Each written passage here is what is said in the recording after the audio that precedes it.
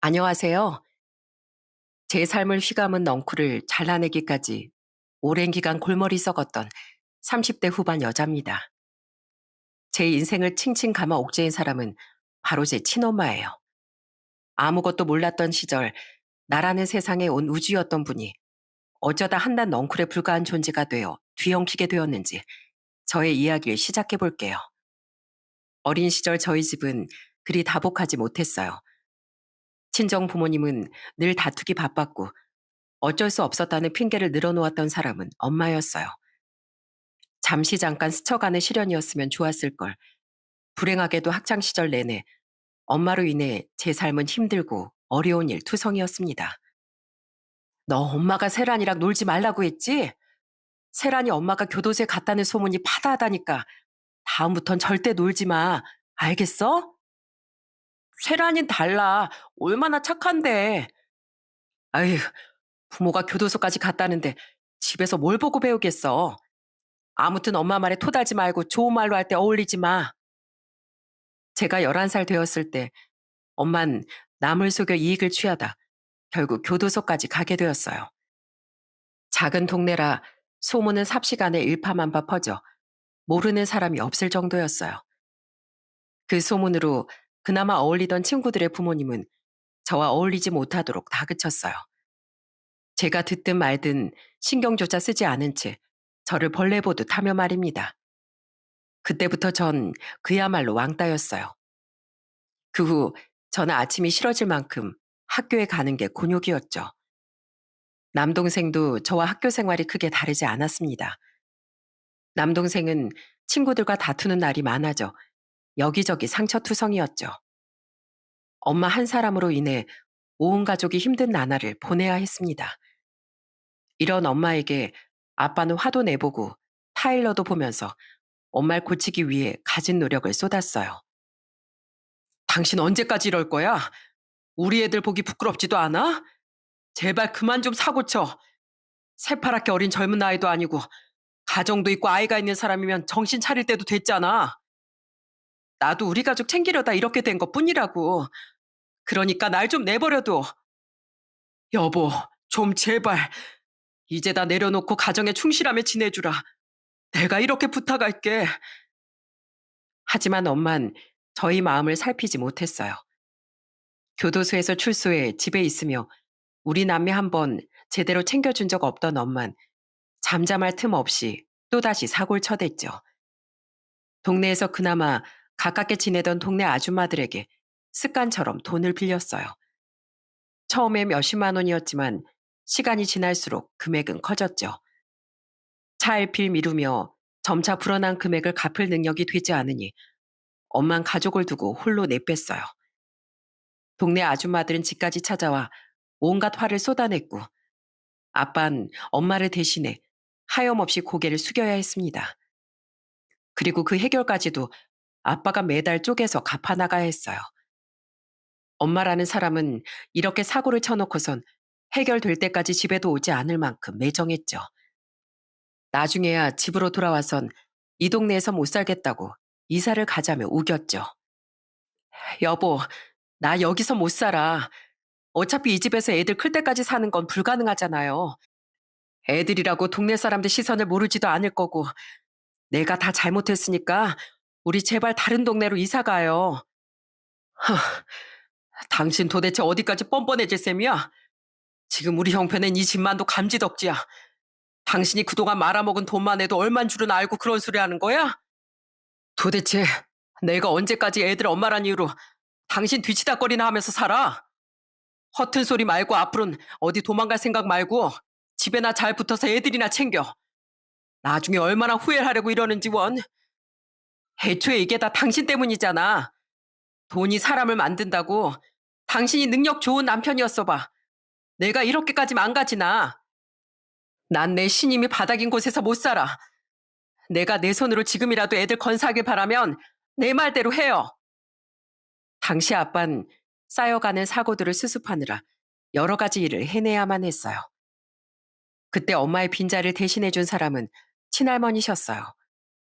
그렇게 고군분투하며 가정을 지키기 위해 애썼던 아빠를 돕기 위해 친할머니께서 종종 찾아와 저희를 챙겨주었거든요. 그렇기에 다른 동네로 이사를 간다는 건 무척 난감한 일이었죠. 하지만 아빠는 없는 형편에도 엄마의 뜻대로 이사까지 가져왔어요. 이제부터라도 엄마로서 책임을 다하며 지내라고 말이죠. 하지만 엄만 아빠와의 약속을 끝내 지키지 않았고 부모님의 불안은 더욱 심해져만 갔습니다. 지친 몸을 이끌고 한밤중이 되어서야 집에 돌아온 아빠. 잠든 우릴 묵묵히 바라보다 한참 만에야 걸음을 돌린 아빠의 뒷모습을 보게 된 전 눈물로 밤을 지새워야 했습니다.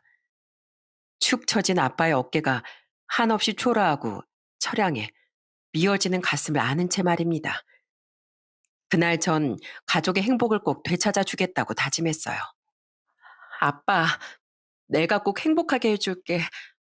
아빠도 세훈이도 늘 웃을 수 있도록 만들 거야.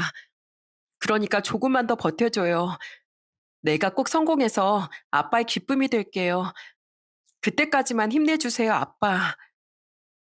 그날 이후 전 엄마를 대신해 남동생을 보살피며 공부에 전념했고 그 덕에 국립대에 진학해 졸업할 때까지 장학금을 받으며 다닐 수 있었어요. 거기다 대학 생활 내내 과외를 해주며 용돈벌이까지 하며 아빠의 짐을 덜어드렸죠. 대학 진학해 공부할 시간에 돈을 벌라며 불만스럽게 여겼던 엄마의 말에도 굴하지 않았어요. 그렇게 4년이란 시간이 흘러 대학 졸업을 하자마자 저는 좋은 직장에 취직까지 하게 되었어요. 아빠는 제 취직 소식에 뛸 듯이 기뻐하며 저를 자랑스러운 딸이라며 대견해 하셨습니다. 4년 내내 저를 못 살게도 구박하던 엄마도 그제야 제가 무슨 수를 써서든 대학을 나오려고 했던 이유를 이젠 알겠다고 인정해주며 사과했어요. 이렇게 잘 되려고 그런 줄 알았으면 너한테 언제 졸업해서 일하느냐고 따져 묻는 건 하지 말 걸 그랬어. 너도 이렇게 열심히 사는데 부모가 돼서 참 면목 없구나. 엄마도 이제부터라도 더 나은 사람이 될게. 우리 세란이 세훈이 위해서라도 더는 사고 치지 않겠다고 약속해. 당신 그 말 진심이야? 이제 평범한 가정처럼 그렇게 살 수 있는 거지 우리. 마음 다 잡아줘서 고마워. 정말 고맙다 명자야. 엄마 고마워. 우리 이제 행복하게 잘 살아봐요. 나도 앞으로도 더 노력할게. 그날은 이렇게 행복한 날이 제게도 있다는 게 너무도 기쁘고 소중했던 날이었어요. 엄만 자신이 한 말처럼 정말 가정에 충실했어요. 저는 직장 생활을 하며 아빠에게 도움이 되어주었죠. 남동생도 성인이 되자마자 일을 시작해 쌓였던 빚을 빠르게 갚아나갈 수 있었어요. 그런데 엄만 종종 우울해 보이곤 했죠. 가족들에게 미안한 마음이 드는지 눈치를 보는 것만 같아 마음이 좋지 않았죠. 전 혹여 엄마가 기죽진 않을까 매달 용돈까지 따로 챙겨주었어요. 엄마, 자, 우리 가족 위해서 열심히 해준 엄마에게 이렇게 감사한 마음을 표현하고 싶어서 용돈 조금 넣었어요. 어머, 정말? 고마워, 딸. 그런데 이걸 내가 받을 자격이 있나 모르겠어. 뭐 하나 잘해준 것도 없던 엄마잖아. 이젠 정신 차렸다는 핑계로 덥석 받기가 미안하네. 미안하긴. 난 요즘 엄마가 있어 얼마나 좋은데. 그냥 기쁜 마음으로 받아줘요. 앞으로도 엄마 용돈은 내가 꼭 챙겨드릴 거야. 엄만 제가 챙겨드린 용돈을 받곤 환하게도 웃으셨어요. 아빠도 가정이 화목해지니 많이 밝아지셨고요. 긍정적으로 달라진 우리 가족을 떠올릴 때면 마냥 평화로운 날의 연속일 거라는 희망마저 생겼어요. 하지만 얼마 못 가 이런 제 기대는 와르르 무너지고 말았습니다. 그날은 제가 휴가를 내고 집에서 간만에 푹 쉬고 있었어요. 그날따라 엄마가 유독 제 비위를 맞추려는 게 느껴져 낯설더라고요. 하지만 밖에서 자신을 대신해 고생하는 자식을 위하는 부모의 마음인가 보다 하고 대수롭지 않게 생각했어요. 그런데 뉘엿뉘엿지는 노을에 노곤한 몸을 누이고 있던 제게 툭 던진 엄마의 말에 너무 놀라 몸이 절로 벌떡 일으켜 세워졌어요. 딸, 엄마 개과천선하고 새로운 마음으로 지내고 있잖아. 그래서 말인데 엄마 한 3천만 원만 줄 수 없을까? 뭐? 얼마를 줘? 엄마가 그 큰 돈이 왜 필요해? 엄마 또 무슨 사고라도 쳤어? 아니면 사고라도 칠 계획인 거야? 갑자기 그 돈을 왜? 그런 거 아니야. 얘는 네 이모가 많이 아프대. 암투병 중이라더라. 유일한 가족이라고 나 하나뿐이잖아. 그 나이가 될 때까지 시집도 안 갔으니까. 그 멍청한 것이 자기 아픈 걸 여태 말 안 하고 버텼더라. 차마 아빠한테 묘목이 없어 부탁도 못했대. 네가 좀 도와주면 안 되겠니? 일단 사람을 살리고 봐야지. 아빠랑 세훈이한테 말하지 말고 너한테 손 벌렸다는 사실 알면 뭐라고 하겠니? 엄만 한 번만 도와달라 제게 애원했어요. 하지만 사람이라는 게 참 과거는 과거일 뿐이라면서 정작 이런 상황이 생기니 곱씹게 되더군요. 저는 엄마의 말을 순순히 믿고 그 돈을 엄마의 손에 쥐어줄 수는 없었어요. 그래서 부산에 사는 이모에게 전화를 걸어 직접 확인했죠. 이모, 저 세란이에요. 건강이 많이 안 좋으시다고 엄마한테 들었는데 좀 괜찮으세요? 엄마가 벌써 너한테 얘기했구나. 괜찮다고 말해주긴 좀 어렵네. 버티곤 있지만 쉽진 않아. 암투병이 다 그런 거 아니겠니? 그래도 이렇게 네 목소리 들으니 좋다 얘. 너무 오랜만에 연락드려서 죄송해요. 실은 엄마가 한 번도 그런 적이 없는데 저한테 3천만 원을 빌려달라고 부탁을 하시더라고요. 이모에게 그렇게나마 도움이 되고 싶다고 하시면서요. 치료비 때문에 많이 힘드시다고 들었어요. 제가 엄마 통에 보낼게요. 꼭 건강 되찾으셔야 돼요. 미안해, 세란아. 미안하다. 네 마음이라고 생각하고 잘 치료받아서 꼭 건강 되찾을게. 정말 미안해. 전 엄마의 말이 사실이라는 걸 확인한 후에야 돈을 건넸어요. 엄만 제게 고맙다며 꼭 갚을 거니 염려 놓으라면서도 가족에겐 꼭 비밀로 해주라고 거듭 부탁하더군요. 그땐 엄마의 말처럼 돈 얘기엔 이골이 난 아빠셨기에 굳이 알리지 않았어요. 그리고 며칠 뒤 엄마는 아픈 이모를 챙긴다며 부산으로 내려가셨죠. 하지만 부산에 간다고 짐을 챙겨 나간 엄만 그날 이후 도통 연락이 닿지 않았어요. 이모 역시 연락을 잘 받지 않았고요. 꼬박 2주 동안 말입니다. 한참 만에 돌아온 엄마에게 가족들은 도대체 어딜 다녀온 거냐 따져 물었어요. 당신 제정신이야? 당신 걱정하고 있을 우리 생각은 안 해? 하루 이틀도 아니고 2주씩이나 연락도 안 받고 도대체 어디서 뭘 하고 온 거야? 맞아요. 엄마 도대체 어딜 다녀오신 건데요? 가면 간다 말씀해 주시고 가셔야죠. 우리가 얼마나 걱정했는 줄 아세요? 마음이 너무 급해서 미처 거기까진 생각 못했네. 미안해. 부산에 좀 다녀왔어. 명진이가 아프다고 해서 놀란 마음에 정신이 하나도 없었지 뭐야. 연락은 하고 싶어도 쉽지가 않았어. 명진이가 아파서 챙기다가 온 거야. 지금 그 말을 나더러 믿으라는 거야? 당신 같으면 믿을 수 있겠냐고. 내가 그렇다는데 안 믿으면 뭐. 당신한테 말 못한 거 미안하지만 속 편히 내려갔다 오기 민망해 그런 거니까 좀 봐주라. 명진이 앞에서 난 가족 있다고 연락하고 그러면 괜히 미안하고 눈치 보이는 걸 어떻게 해. 그러다 핸드폰까지 망가져서 연락은 하고 싶어도 못했고. 이제 됐지? 사고 친 거 아니니까 이제 그만 좀 볼까. 나 이제 예전에 조명자가 아니잖아. 가족들은 엄마의 말에 의심을 거두지 못하고 결국 제가 가족들을 말렸어요. 엄마는 자신을 믿지 못하는 아빠와 남동생에게 서운하다며 방으로 휙 들어가 버렸어요. 그런데 이상하게 아무도 묻지 않은 말에 도둑이 제발 저리기라도 한 것처럼 사고 친 거 아니라는 엄마의 말이 왜 계속 맴도는 건지 엄마를 보고 있자니 자꾸만 비집고 올라오는 찝찝함에 불안한 감정이 밀려왔죠. 그래서 저는 가족들 모르게 회사에 월차를 쓰고 이모가 사는 곳으로 향했습니다. 이모는 갑작스런 제 방문에 적잖게 놀랐는지 하얗게 질린 얼굴로 절 맞이하더라고요. 세란아, 네가 여기까진 연락도 없이 무슨 일이야? 이모가 편찮으시다는데 일 핑계로 모른 척하고 있을 순 없어서 한번 와봤어요. 잠깐 들어가도 될까요? 그래. 굳이 안 와도 되는데 뭐하러 이렇게 먼 길을 달려왔을까? 아, 내가 요즘 기운이 없어서 도통 집에 뭘 안 사놓거든. 오랜만에 왔는데 대접할 게 없어서 어쩌지? 괜찮아, 이모. 그런데 아픈 사람이 혼자 지내는 집이라고 하기엔 정말 깨끗하네요. 이모 얼굴색도 너무 좋고요. 요즘 의료기술이 좋아져서 그런가? 엄마가 얼마 전에 이모 댁에 와서 지냈을 땐 골골대느라 짠해서 혼났다고 하시던데 하루아침에 이렇게 회복도 되나 봐요? 어, 어. 언니가 나 챙긴다고 와서 고생을 좀 많이 하긴 했지. 언니 덕에 얼굴색 좋다는 말을 다 듣네.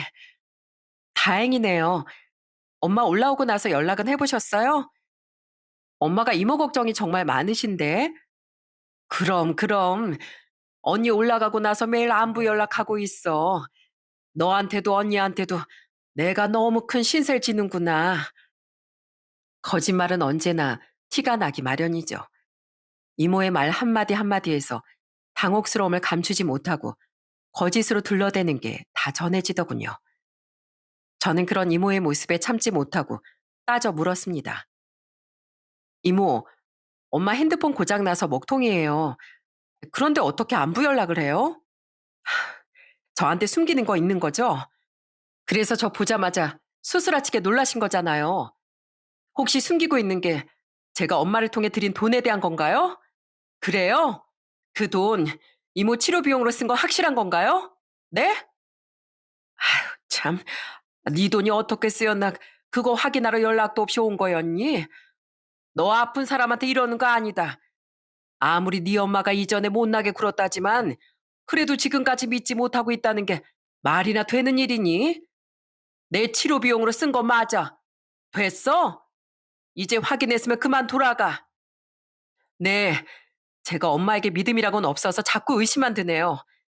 그래서 말인데 이모 말처럼 치료 비용으로 쓰인 거면 다니시는 병원에 가서 확인할 수 있겠네요. 저랑 같이 좀 다녀와요. 서류 보고 직접 확인해야 저도 마음이 놓일 것 같네요. 아니면 계속 엄마를 의심할 테니까요. 어서 병원 문 닫기 전에 같이 다녀와요. 어서요. 얘가 진짜 왜 이래? 그래, 네가 엄마한테 준 3천만 원 내 병원비로 쓴 거 아니야. 몇 달 전 했던 검진에서 암은커녕 작은 염증 하나 없이 건강하다더라. 됐니? 네 엄마가 쓴 돈을 왜 나한테 와서 따져먹고 난리니 넌? 이모, 그럼 여태 아픈 것도 아니면서 아픈 척까지 하며 엄마 장단을 맞춰줬다는 거예요? 왜요? 왜? 나라고 뭐 별 수 있겠니? 네 엄마가 자기가 시키는 대로 해서 너한테 돈 받으면 100만 원이나 준다는 걸 내가 어떻게 거절하니? 네가 혼자 살아봐야 돈 100이 어디서 뚝 떨어지는 줄 아니? 가뜩이나 돈이 궁해서 미칠 지경이었는데 나한텐 땡큐지. 말 몇 마디로 버는 돈이니까. 그래서 그랬어. 어쨌든 네 돈 난 어떻게 쓰인 건지까지 모르니까 나한테 이러지 마라. 엄마가 그런 추잡한 일을 계획하고 있었으면 이모라도 엄마를 말렸어야죠. 제가 그 돈을 어떻게 모은 건데요. 집안에 보태면서 한 푼 두 푼 꼬박 모은 돈이었어요.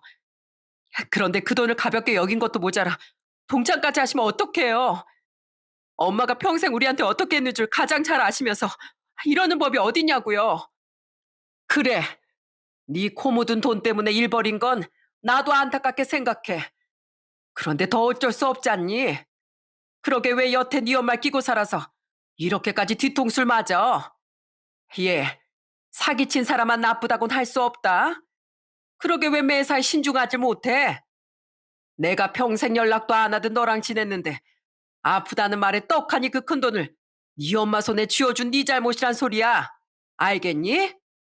이제 그만 돌아가. 난 더 할 말 없으니까 말이야. 네 돈의 행방이 정 궁금하면 네 엄마한테 직접 확인해 보던가. 엄마에게 내어줬던 3천만 원은 제 전 재산이었어요. 가족이 아프다며 도와달라는 애원을 차마 모른 척 할 수 없어 전부를 내어준 것이었죠. 그런데 부모라는 사람이 가족이란 인간이 이렇게 뒤통수를 칠 수 있는 건가요? 저는 그 길로 집으로 돌아와 집안을 쑥대밭으로 만들어버렸습니다. 엄마, 내 돈 3천만 원 어쨌어? 어쨌냐고? 도대체 그 돈으로 어디서 뭘 하다 왔냔 말이야. 당장 돌려줘. 내 돈 돌려달라고.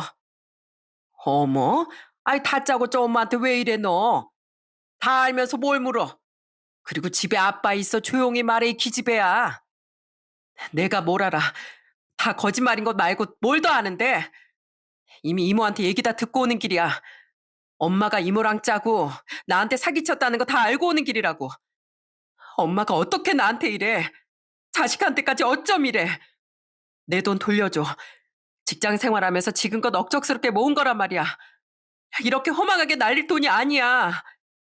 돈에 그런 게 어디 있어? 아니 엄마가 필요한 곳에 좀 썼다고 이렇게 난리를 부리는 딸이 어디 있냐고. 엄마한테 준 돈이 그렇게 아깝다 이거야? 너희 위해 노력하는 나한테 아이 그 정도도 못 해줘? 엄마가 꼭 갚겠다고 말했잖아. 높아진 제 언성에 방에 있던 아빠는 깜짝 놀라 쟁걸음으로 나와 무슨 일이냐고 물었어요. 엄만 그제야 눈치를 보며 절더러 조용히 하라고 손짓을 하더군요. 하지만 믿었던 엄마에게 당한 제가 눈에 뵈는 게 있었겠어요? 아빠를 보고는 엉엉 목 놓아 울며 모든 사실을 털어놓았어요. 아빠, 나 어떡해? 엄마가 이모까지 돈으로 꼬여내서 나한테서 3천만 원이나 받아갔어. 이모가 아프다는 거 다 거짓말이래. 나 속이려고 짰던 거야. 난 그것도 모르고 엄마한테 돈을 줘버렸어. 엄마가 집을 비웠던 것도 내 돈으로 사고치고 다녔던 건가 봐. 엄마가 나한테 어떻게 이래? 딸인 나한테 어떻게 이럴 수가 있냐고. 당신, 세란이 말이 다 사실이야? 사실이냐고. 대답해 어서. 여보, 아니야. 세란이가 뭔가 오해가 있었던 거야. 정말이야. 김세란, 너 정말 엄마한테 이럴 거야? 내가 당신을 어떻게 믿어? 무슨 수로 믿어? 그러고도 당신이 부모야? 당신이 사람이냐고. 조명자 넌 인간도 아니야. 알아? 세란이가 우리 집안 일으키겠다고 얼마나 고생했는 줄 몰라? 당신이 말아먹은 우리 집안 때문에 얼마나 힘들었는 줄 모르냐고. 그런데 어떻게 자식한테 그런 짓을 해? 짐승만도 못한 짓을 어떻게 자식한테까지 하냔 말이야. 여보, 나 억울해. 세란이가 뭔가 오해한 거라니까. 명진이한테 연락해봐. 아픈 거 맞는지 확인해보라고. 당신한테 차마 도와달라고 말할 수 없어서 그래서 세란이한테 부탁했던 거야. 정말이야. 나 좀 믿어줘. 어? 거짓말. 엄만 정말 끝까지. 당신을 그때 받아주는 게 아니었어. 가족이란 이유로 그냥 넘어갔으면 안 됐는데. 이제 나도 더는 못 참어. 아니 안 참아. 꼴도 보기 싫으니까 내 집에서 나가. 당장 나가. 다신 이 집에 밟을지 생각도 하지 말고. 아니, 근처도 얼씬거리지 말어. 결국 엄만 이 일로 집에서까지 쫓겨났어요. 그 뒤로 저는 엄마와는 영까지 끊으며 지냈습니다. 물론 석 달쯤 후부터 엄마는 제게 간간히 연락하기 시작했습니다. 처음엔 저 때문에 쫓겨난 것처럼 원망을 쏟아냈어요. 그때 전 이런 말을 하려거든 연락도 하지 말라고 잘랐죠. 그러자 나중엔 제게 자꾸 도와달라더군요. 세란아, 엄마가 그땐 정말 미안하다. 내가 집에서 쫓겨나고 사람 사는 것 같지도 않게 살고 있다는 건 아니? 엄마가 그렇게 살길 너 바라는 건 아니잖아. 무보증에 월세를 구하긴 했는데 내가 돈이 없어. 미안하지만 월세값만 좀 도와주렴. 엄만 나한테 돈 달라는 부탁을 하고 싶어? 진짜 사람이 왜 그 모양이야? 엄만 엄마 앞가림 하나 못해? 돈이 없으면 일을 해서라도 살 궁리를 찾아.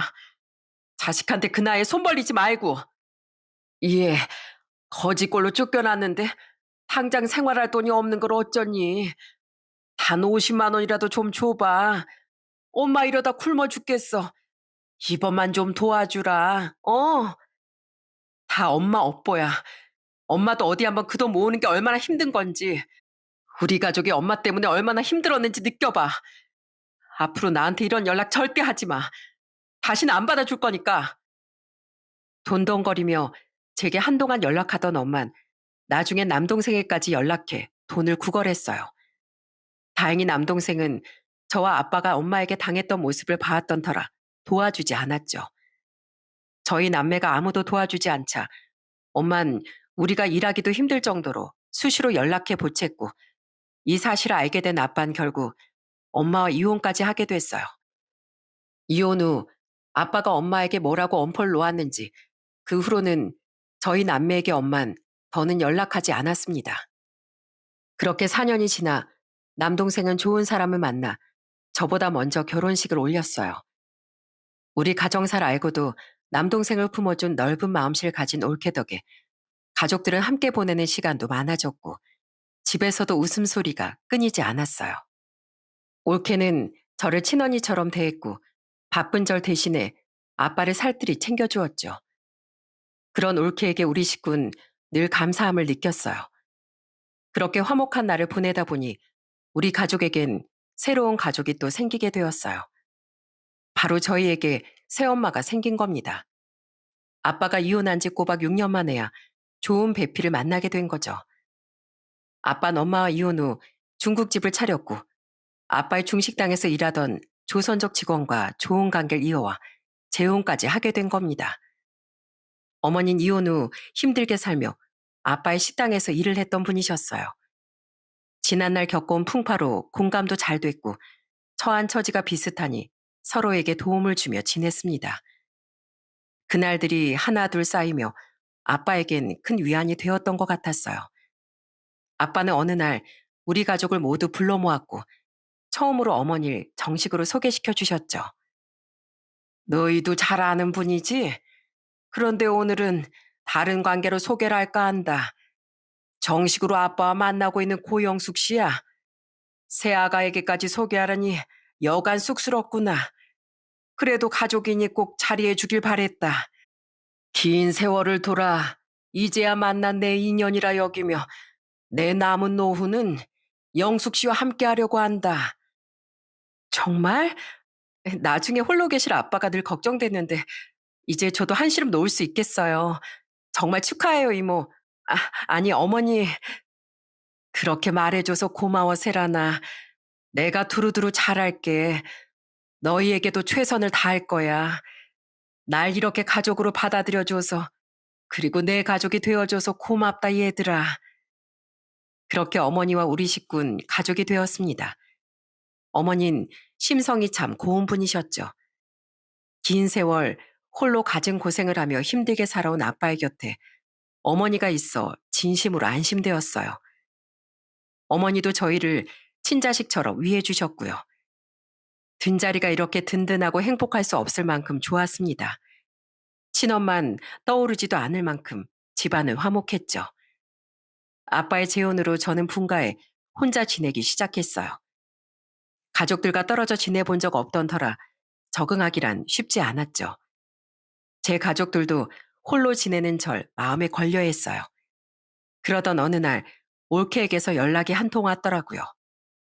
형님, 제가 꼭 부탁드릴 게 있어요. 거절하시면 저 너무 속상할 것 같은데 꼭 들어주실 거죠? 올케가 나한테 부탁하는 건 또 처음이네. 어떤 부탁이길래 그래. 들어줄게. 편하게 이야기해봐. 형님께서 꼭 만나봐 주셨으면 하는 분이 계세요. 아, 소개팅. 소개팅이라고 생각해 주시고 딱 한 번만 만나봐 주세요. 네? 제가 꼭 만나봤으면 하는 사람이 있다며 자리를 마련해 주었어요. 올케의 권유로 35의 나이에 저는 인생의 첫 소개팅까지 해보게 된 거예요. 그렇게 올케가 엮어준 사람이 바로 지금의 제 남편이에요. 남편은 올케 하나뿐인 오빠의 친구였어요. 올케는 오랜만에 만난 남편을 보고 저와 꼭 다리를 놔줘야겠다는 생각이 들었다고 하더군요. 올케가 운명을 알아봤던 걸까요? 누구에게나 정해진 짝이 있다는 말처럼 저는 남편을 처음 본 순간 이 사람은 내 사람이다 싶더라고요. 신기하게도 남편도 저와 같은 느낌을 받았다고 하더라고요. 올케가 마련한 소개팅 자리를 통해 그렇게 저와 남편은 연인이 되었습니다. 남편은 우리 집 식구들에게 스스럼 없이 정말 잘했어요. 결혼 얘기가 오가기 전부터 이미 아빠에겐 사위나 다름없을 정도로요. 강서방, 자네가 우리 세란이 곁에 있어서 내가 걱정이 없네 그래. 내가 늦깎이 나이에 이 사람과 함께 살면서 하나뿐인 딸을 살피지 못하는 것 같아 마음이 늘 안 좋았어. 그런데 강서방 덕에 그 마음의 짐도 덜었다는 거 아니겠나. 제가 지키는 건 뭐든 잘하는 편입니다. 시민의 안전도 세란 씨의 곁도 다 잘 지키겠습니다. 아버님은 어머님의 곁만 살필 수 있도록 제가 세란 씨는 책임질 테니까 앞으로도 지금처럼 믿어만 주세요. 그래, 내가 자네만 믿네. 강서방을 만난 건 천운이야. 새아가 덕에 이런 인연도 생기고 말년에 좋은 사람들과 함께 할 수 있어. 내 얼마나 기쁜지 몰라. 정의 구현과 공정한 사회를 위해 애쓰는 일을 하는 남편이기에 아빤 참 든든해 하셨어요. 남편도 그런 아빠에게 우리 가족을 위해 더 열심히 하겠다며 애정을 표현하곤 했죠. 남편이 우리 가족에게 신뢰를 얻고 예쁨 받는 것만큼이나 저 역시 시댁 식구들에게 예쁜 예비 며느리였습니다.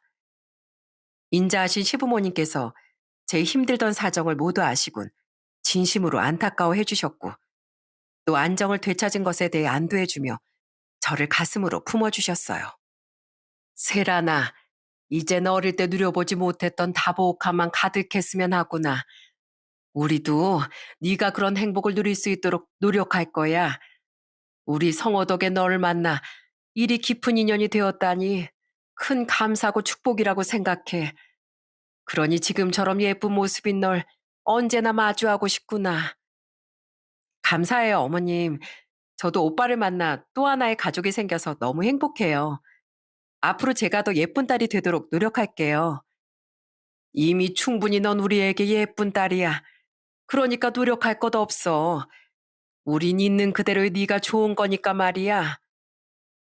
저는 남편의 성품이 시부모님과 똑 닮았다는 게 너무 좋았어요. 신우와 시동생과도 친남매처럼 언제나 함께 어울렸죠. 남이 보면 시부모님께 자녀가 아들 둘에 딸 둘이 있다고 해도 믿을 정도로 저는 시댁 식구들과 거리낌 없이 잘 지냈습니다. 그렇게 친정 식구들에게도 시댁 식구들에게도 깊은 사랑을 받으며 지낸 지 1년. 저와 남편은 결혼을 앞둔 예비 부부가 되었어요. 예식을 한 달 반쯤 앞뒀을 무렵 친정 아빤 친지들에게 저의 결혼 소식을 전했습니다. 그리고 얼마 뒤 다시는 보고 싶지 않던 사람에게 연락이 왔어요. 무려 11년 만에 말이죠. 딸, 너 결혼한다는 소식 들었다. 얘나 아무리 그래도 그렇지.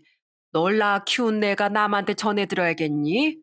독한 것 같으니라고. 하기야, 그렇게까지 모질게 날 내쳤으니 연락할 재간이나 있었겠어? 내 결혼이야.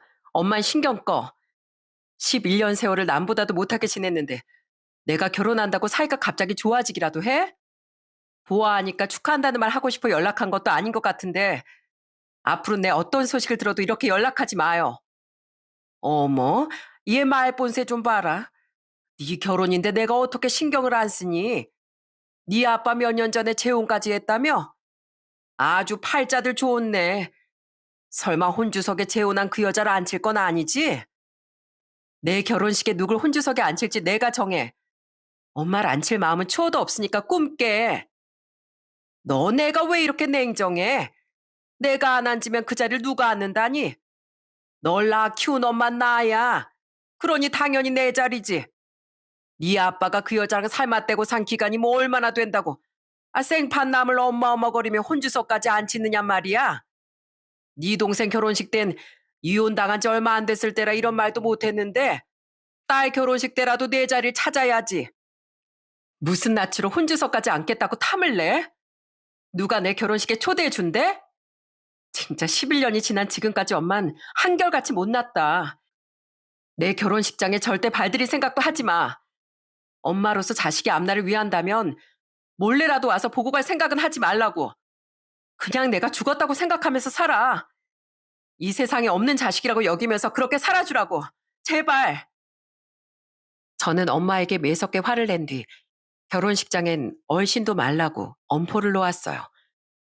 뻔뻔히도 혼주석을 탐내는 엄마가 소름 끼치게도 싫었거든요. 긴 세월을 자식이 어떻게 살았는지조차 궁금해하지 않던 사람이 무슨 생각으로 결혼식장에 걸음을 하겠다는 건지 이해도 되지 않았어요. 다행히 그 후 엄만 제게 더는 연락하지 않았어요. 그렇기에 전 엄마가 다 포기한 줄만 알았습니다. 하지만 그건 제 큰 착각이었죠. 예식 당일 철저히 뒤통수를 맞았으니 말입니다. 결혼식 당일 엄마는 그 어디에서도 보이지 않았어요. 당연히 혼주석은 친정 아빠와 어머니가 앉았고 제 결혼식은 너무도 행복하고 완벽했죠. 그런데 마지막 순서인 촬영만을 남겨놓았을 때 예식장 밖 로비에서 언성을 높이며 다투는 소리가 들려오더라고요. 갑작스런 소란에 황급히 촬영을 마치고 큰 소리가 나는 곳으로 향했죠. 그리고 곧 그 자리에서 노발대발하는 모습을 보고 놀라 까무라칠 뻔했습니다. 축의함을 지키며 축의금을 받아주던 남동생의 친구와 코빼기도 보이지 않던 친엄마가 어디서 나타났는지 한바탕 말다툼을 하고 있던 게 아니겠어요? 거기다 한참 언쟁 중인 내용은 정말 가관도 아니었어요. 내 말이 말 같지가 않어? 몇 번이나 말하잖아. 신부의 진짜 엄만 나하고 혼주석에 앉아있는 여잔 가짜라고. 그러니까 당연히 딸 앞으로 모인 축의금은 내 거잖아. 내가 틀려? 난 그저 내 돈만 찾아가면 그만이라고. 그러니까 당장 내놓으란 말이야. 저도 여러 번 말씀드렸잖아요. 아무리 친부모님이라도 이렇게 대뜸 찾아와 달라고 하신다고 줄 수 있는 게 아니라고요. 자녀분이라면서 결혼식장에서 이렇게 난동을 부리시면 어떡해요? 네가 막아서지만 않았으면 쉽게 끝날 일이잖아. 내가 이렇게까지 언성을 높이게 만든 건 다 너 때문이야. 내 딸이 오기 전에 어서 챙겨가야 되니까 당장 비켜. 비키라고. 다짜고짜 축의금이 자신의 것이라며 우기는 친엄마의 꼴을 보자 만감이 교차하더군요.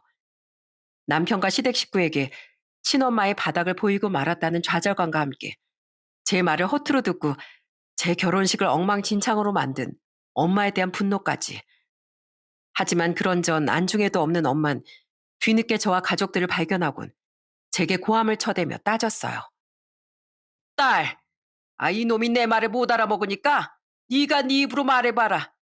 저기 네 아빠 옆에 서 있는 저 여자가 진짠지 내가 진짜 네 엄마인지 말해보라고. 이게 다 당신이 재혼하는 바람에 혼돈을 줘서 그렇잖아. 내가 친엄마니까 네 앞으로 들어온 돈도 내 거 아니야. 어? 내가 내 돈 좀 챙겨가겠다는데 쓸데없이 왜 이렇게 사람을 막아서냐 말이야. 친엄마의 행실에 분노가 치민 제가 입을 막 때려는 순간 제 곁에서 이 모든 걸 지켜본 남편이 저를 막아섰어요. 그만 좀 하시죠. 이렇게 자식 망신을 시키는 부모가 어떻게 부모입니까? 거기다 지금 당신이 저지르고 있는 건 범죄예요. 그걸 모르시지 않을 텐데 이렇게까지 어리석게 굴어야겠습니까? 더 큰 피해를 끼친다면 더는 딸의 사위로서 맞서드릴 수 없어요. 그러니까 괜한 억지 부리지 마시고 포기하세요. 흥, 자네가 뭔데? 날 뭐 어쩌기라도 하게? 경찰이라도 부를 작정인가? 불러봐, 불러. 감히 사위가 장모를 신고할 수 있는지 어디 한번 보자고. 그리고 사위는 무슨 일면식도 없는 자네가 어떻게 내 사위인가? 어? 내가 그 결혼을 인정한 적이 없는데 어떻게 내 사위냐고. 나랑 내 딸의 문제니까 자넨 빠져. 상관 말라고.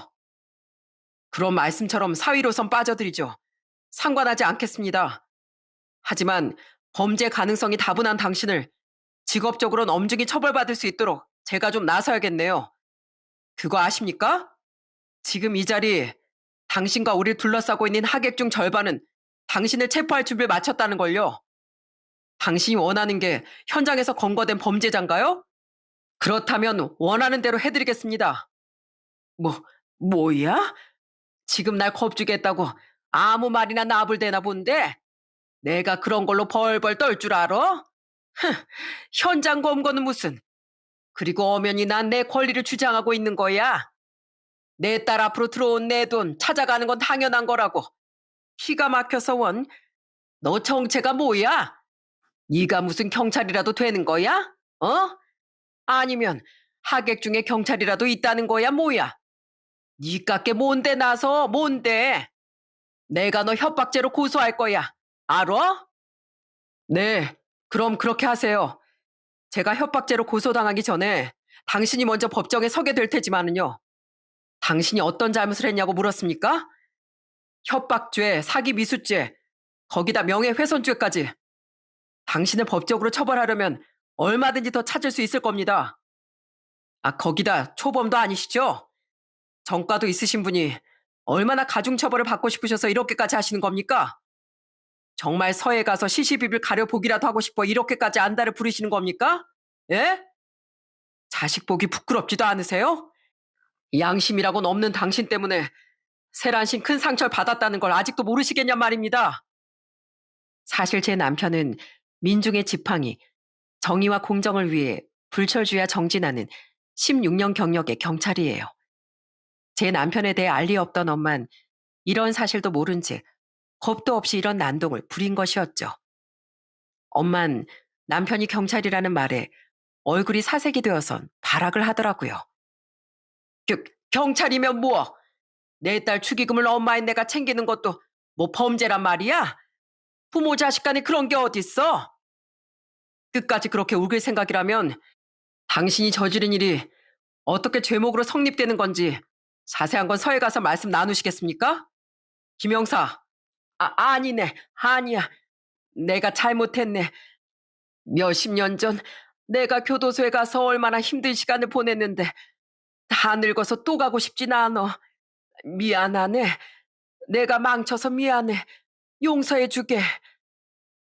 친엄만 남편이 강하게 몰아붙이고 나서야 꼬리를 내리며 용서를 빌었어요.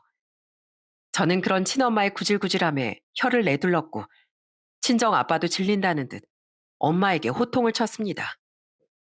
하, 부모라는 사람이 자기 딸이 결혼하는 남자의 직업도 모르나. 그러고도 당신이 엄마라는 소리가 뻔뻔하게도 나오냔 말이야. 다시 우리 세란이 세훈이 앞에 나타나지 말어. 내 눈에 흙이 들어와도 당신과 다시 얽히는 일은 없을 테니까. 당신을 우리 애들의 부모란 이유로 감싸고 인내했던 내 숱한 세월이 아까워. 알아? 자식들이 등 돌린 채 허망하게 홀로 외로움만 남긴 채 그렇게 지옥 같은 나를 평생 살아내봐 어디. 당신이 날 내치고 자식들도 나를 없는 사람으로 취급하면서 그렇게 10년을 넘게 살았어. 그동안 내가 얼마나 힘들었는 줄도 모르면서 그런 악담을 퍼붓는 게 어딨어. 내가 오죽 힘들면 그랬을까. 오죽 힘들면. 왜 날 이해해줄 생각은 눈꽃만큼도 못하는 건데. 뻔뻔하게 이런 사고를 치고도 이해받길 원했던 엄마에게 저는 그간 쌓아둔 원망을 모두 쏟아냈어요. 분수를 모르는 사람이라는 건 진즉에 알았지만 이렇게까지 자식 앞에서 그리고 다른 가족들 앞에서 망가지고 싶으세요? 자식 보기 창피하지도 않으시냐고요. 엄만 도대체 인생을 어떻게 살았길래 배 아파 낳은 자식이 엄마를 미워하고 증오하게 만들어요. 정말 오만정이 다 떨어져. 당신은 이제 내 부모도 아니야. 그러니까 내 인생에서 제발 좀 사라져요. 당신이 친엄마라는 주장할 자격도 없으니까 지금 당장 여기서 나가요. 나가. 제 말을 마지막으로 술렁이던 인파는 엄마에게 손가락질하기 시작했고 엄만 불이 났게 예식장을 빠져나갔습니다. 그 후 엄만 한동안 제게 연락하지 않았어요. 평온하던 제 생활을 찾아 잘 지내고 있었어요. 그런데 한 6개월쯤 지났을까요? 친엄마가 제 회사에 찾아왔더군요. 저를 세워두고는 한참을 망설이던 엄만 힘겹게 입을 열었고 전 엄마에게 이런 말을 들을 거라곤 상상도 못했네요. 딸, 너랑 마지막 통화를 끊고 참 많은 생각이 들더라.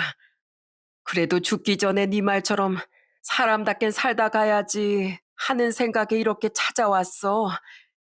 사실 나 육종암이래.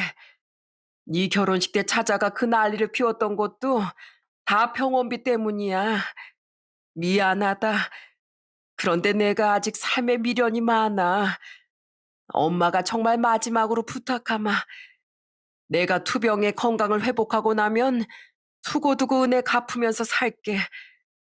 자식에게 이렇게까지 못난 엄마라 너무 미안하지만 그래도 나 좀 도와주면 안 될까? 어.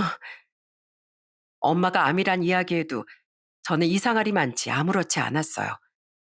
아니, 아프다는 핑계로 절 찾아와 도움을 청하는 이 인간에게 화가 치밀었습니다.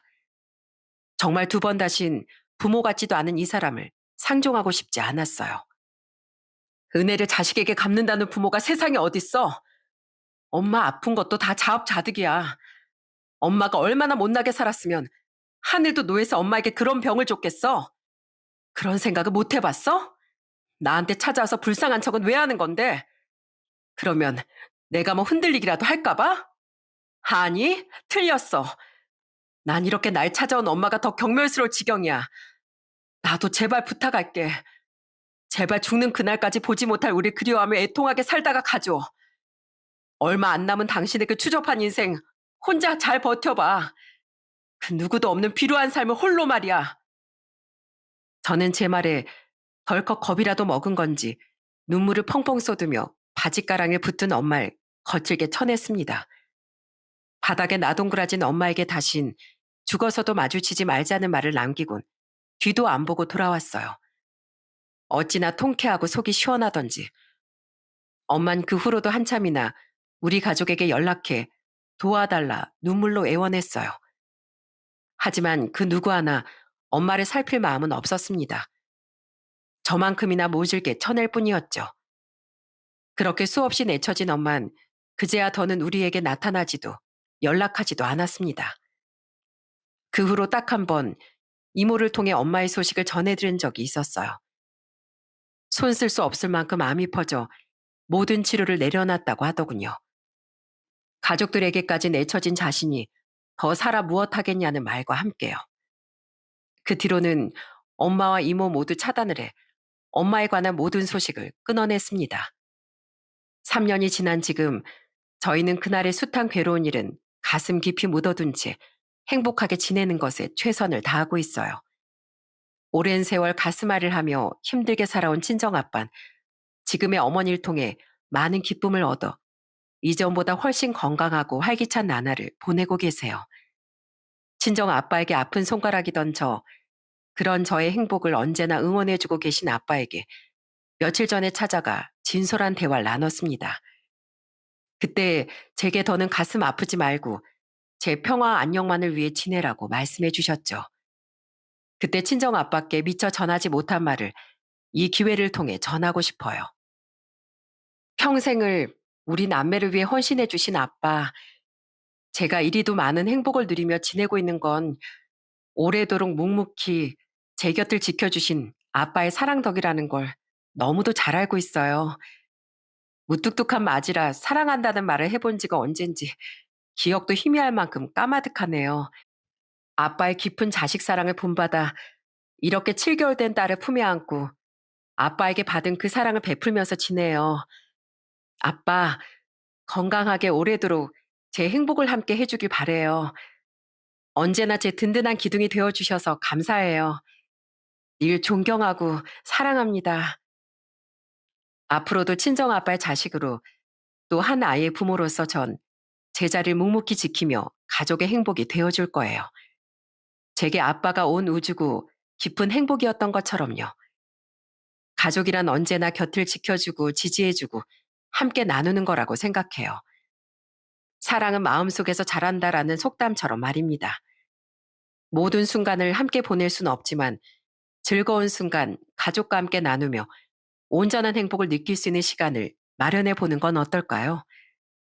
여러분의 가족을 향한 사랑이 무성히 자라나길 바라는 마음으로 이만 사연을 마칩니다. 제 사연을 들어주셔서 정말 감사합니다.